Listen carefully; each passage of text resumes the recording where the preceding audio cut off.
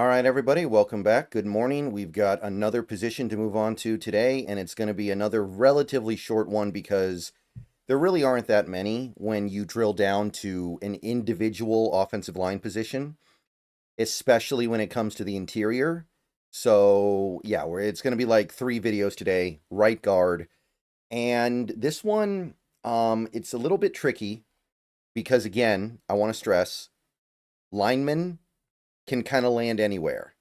So some of the guys that we've talked about previously are going to end up at right guard. Some of the guys that we talk about in the future might end up at right guard.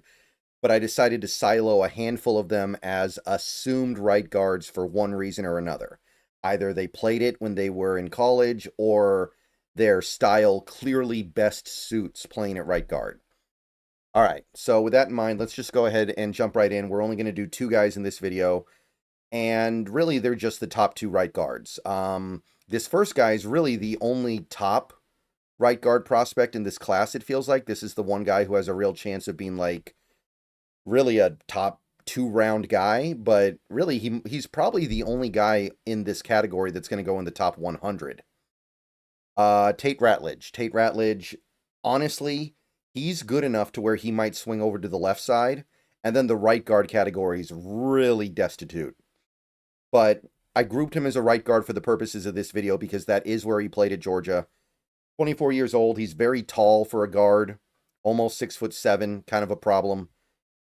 Decent size. Arm length is not great, but workable, 32 and a quarter. Hands are big. Tested brilliantly.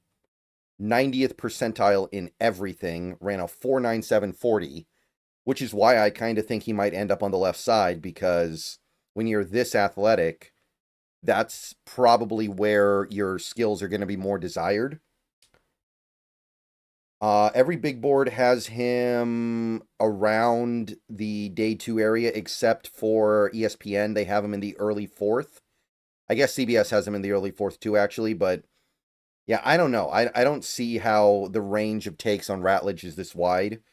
The database has him as a late 2nd, early 3rd. I think that's pretty clearly what we're going to get with Ratledge. The numbers have been really good the last 2 years for Georgia. He's only got 3 penalties. He's got good metrics, good grades, good pass blocking numbers. He's got it all. And I know he's playing right guard, which is probably the easiest position, and he's surrounded by really good players at Georgia, but he's the real deal. And it seems like, if I had to guess, he will eventually end up playing on the more valuable side of the offensive line. And don't discount center as well. This is a guy who can give you right guard stuff, but he can also give you left guard and center stuff. Very valuable. He generates good knockback when making contact, so he hits with a lot of pop, a lot of force. He's good at picking up blitzes. He's good at picking up stunts and twists. He's really good at maintaining a block because he's got big hands, and he's really good at using them. He knows how to latch on. He knows where to place them. He's experienced in that regard. He's good climbing up to the 2nd level, and he's got a lot of collegiate experience. He played a lot of football in college. So, lot to love about Ratledge. The issues with him would be mostly his height. 6'6.5" may create leverage problems. His lack of length does occasionally leave him out to dry. You wish his arms were a little bit longer. It's not untenable, but 32 and a quarter is disappointing for sure. He's a waist bender when engaging with linemen and well, I should say defenders in general. He missed about half of the 2024 season with an injury, so we didn't get a full picture of what he is.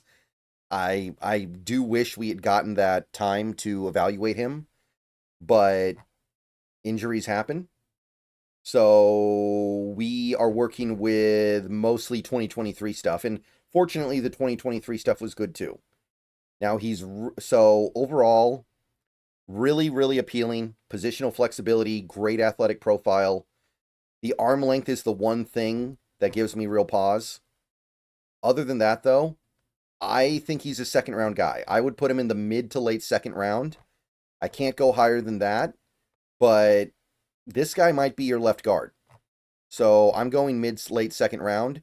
There might be a little bit of a learning curve for him to switch over, but it seems to me that he can do it. All right. The second guy we're going to look at in this video, and again, this is just the next guy down the list, Miles Frazier. I guess you could kind of call this like the right guard prospects that are likely to go in the first 4 rounds if you wanted to try to narrow it down. This is another guy who's very tall, concerningly tall, 6'6". Good size, though. Arm length is decent. Really baby hands, though. How do you have 9-inch hands when you have like 6'6"? That's weird. But anyway, tested fairly well. Explosive athlete. So some hints of athleticism. Big boards, little all over the place, but the aggregate has him in the 4th round, and that seems reasonable to me. Numbers at college were mostly good, not great. I've seen better.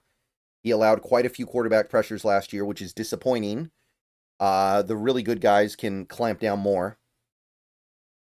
And yeah, good performance overall though. He made a ton of starts in college. Experience is not a problem with Miles Frazier at all. Lateral agility and mobility to protect against rushers. So he protects his edges. He's somebody who can get over to his left or right. He's somebody who can make a step to his left or right and make a block. He's controlled and measured when playing in space. Does a good job of climbing to his targets.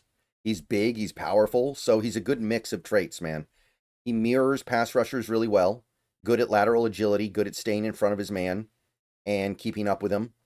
He has a cerebral grasp of handling twists and stunts, so you're not going to confuse him by throwing weird stuff at him. There are some issues.